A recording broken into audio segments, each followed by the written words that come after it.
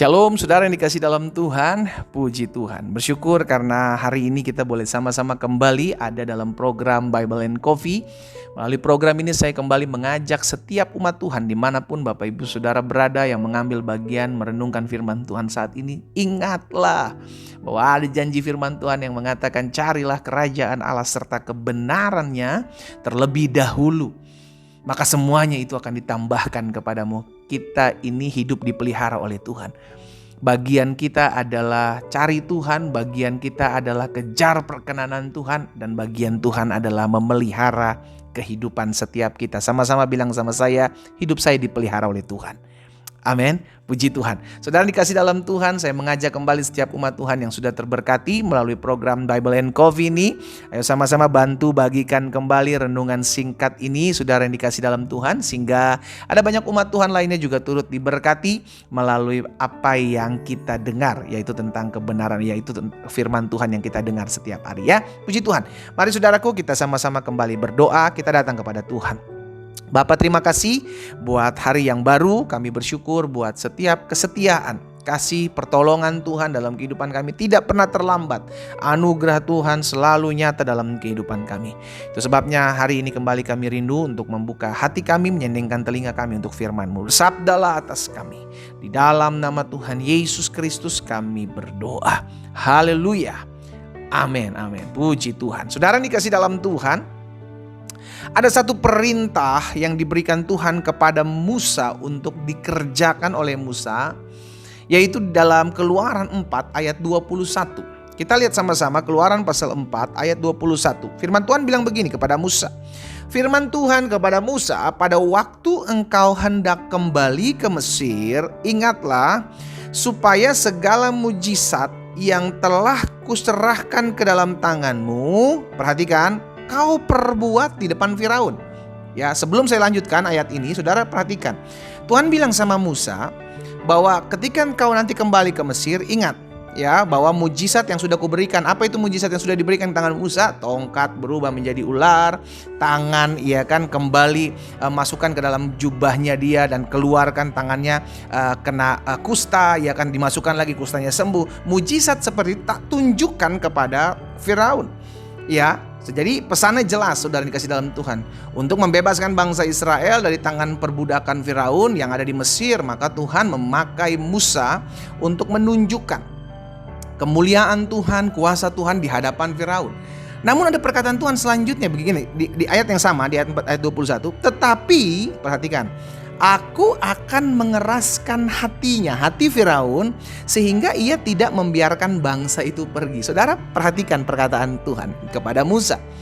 Tuhan bilang sama Musa, tunjukkan hal ini, mujizat yang kuberikan, kuserahkan dalam tanganmu, perbuatlah ini di depan Firaun. Ya, tetapi di akhirnya Tuhan bilang begini sama Musa, tapi aku akan mengeraskan hatinya sehingga ia tidak membiarkan bangsa itu pergi. Saudara, kalau bahasa saya pakai bahasa saya. Kalau Tuhan tahu ujung-ujungnya Firaun tidak mengizinkan bangsa Israel pergi, ngapain dong Tuhan kasih mujizat itu di tangan Musa? Iya kan? Bukankah tujuan mujizat itu supaya Firaun percaya dan ujung-ujungnya akan membiarkan bangsa Israel itu pergi?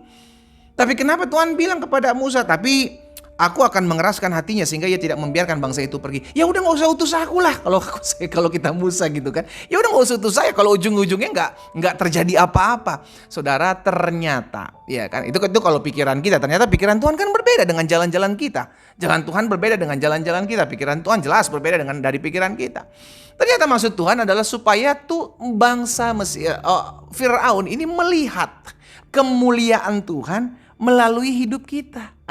Ini tujuannya. Sekalipun mungkin belum hari itu Tuhan gerakan hati Firaun, ya kan? Sekalipun belum hari itu Firaun membukakan pintu gerbangnya untuk membiarkan bangsa Israel keluar dari Mesir.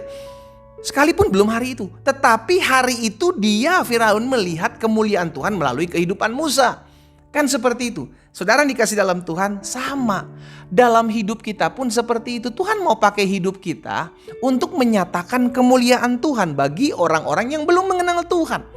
Sekalipun mungkin hari itu dia belum bertobat. Ya kan sama kayak Firaun. Sekalipun mungkin hari ini suamimu, istrimu masih mengeraskan hatinya.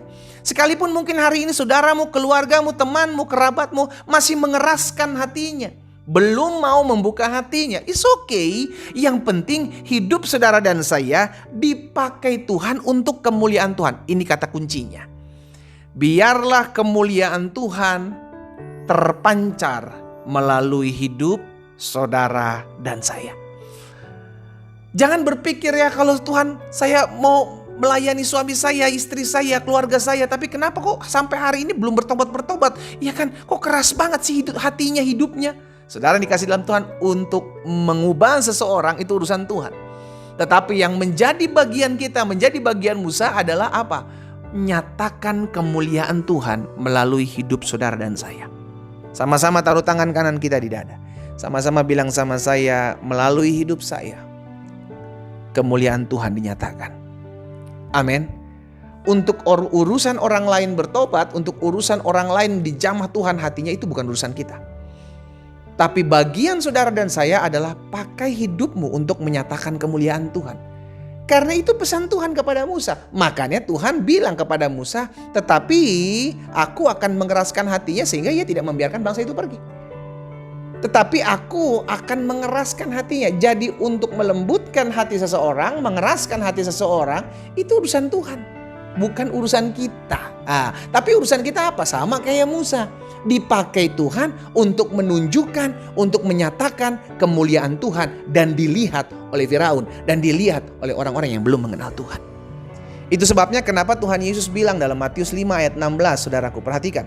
Matius 5 ayat 16, firman Tuhan bilang begini.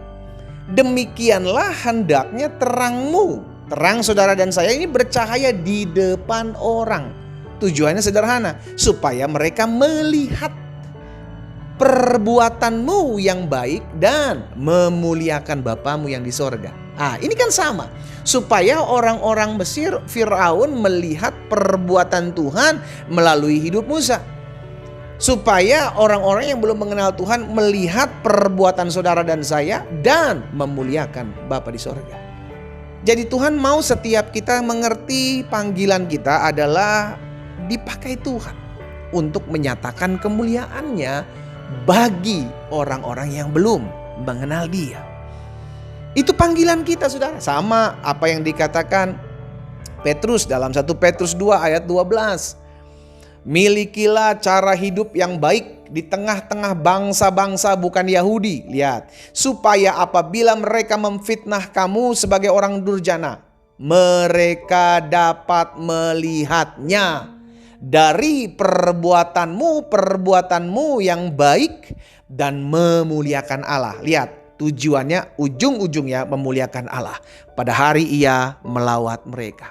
Jadi saudara yang dikasih dalam Tuhan, sama sebagaimana Tuhan memakai Musa untuk menyatakan kemuliaan Tuhan bagi Firaun. Tuhan mau pakai saudara dan saya untuk menyatakan kemuliaan Tuhan melalui hidup saudara dan saya, agar orang yang belum mengenal Kristus Yesus sebagai Tuhan dan Juru Selamat melihat kemuliaan Tuhan melalui perbuatan-perbuatan kita, dan Tuhan akan menjamah mereka. Jadi bagian yang menjamahnya itu Tuhan. Bagian yang merubah hati seseorang itu siapa? Tuhan. Bagian kita apa? Nyatakan kemuliaan Tuhan melalui hidup saudara dan saya, melalui perbuatan kita. Jadi untuk urusan orang bertobatnya kapan, untuk urusan orang dijamah Tuhan, dilawatnya Tuhan kapan, itu bukan urusan kita. Bagianmu, lakukan bagianmu. Tuhan akan melakukan apa yang menjadi bagian Tuhan. Fokuslah kepada hidup kita, agar hidup kita memancarkan kemuliaan Tuhan, agar banyak orang melihat perbuatan saudara dan saya, sehingga mereka memuliakan Tuhan pada hari Tuhan melawat hidup mereka. Kita berdoa, kita datang kepada Tuhan. Bapa, terima kasih. Hari ini kami diingatkan Tuhan untuk tetap mengerjakan apa yang menjadi bagian kami, yaitu melakukan perbuatan-perbuatan yang memuliakan nama Tuhan. Karena kami tahu akan ada waktunya di mana Tuhan menjamah setiap jiwa-jiwa yang belum mengenal Yesus ketika mereka lihat perbuatan-perbuatan baik kami. Dan itu bagian Tuhan untuk merubah hati seseorang, menjamah hati seseorang, menjamah hidup seseorang. Sebabnya Hamba berdoa buat umat Tuhan dimanapun mereka berada saat ini, dalam nama Yesus, agar mereka tidak jemu-jemu untuk tetap terus berbuat baik, agar tidak jemu-jemu untuk tetap terus menyatakan kemuliaan Tuhan melalui hidup kami masing-masing. Dimanapun Tuhan tempatkan kami berada, biarlah kami memancarkan kemuliaan Tuhan dan Tuhan berkarya melalui kehidupan setiap kami. Hamba berdoa juga buat yang sakit. Tuhan jamah dan sembuhkan di dalam nama Yesus, karena kami percaya disampaikan firman, disembuhkan setiap kami yang sakit, dinyatakan Tuhan atas umat-Mu. Saat ini kami disembuhkan Tuhan dalam nama Yesus Kristus Tuhan. Terima kasih Bapa yang baik, kami bersyukur materaikan firman-Mu dalam hati kami. Dalam nama Yesus Kristus Tuhan hamba berdoa. Haleluya. Amin. Kita nikmati kopi kita saudara. Haleluya. Tetap lakukan apa yang baik buat semua orang, termasuk orang-orang yang belum mengenal Kristus, agar mereka dapat melihat perbuatanmu yang baik dan memuliakan Bapa di surga. Haleluya.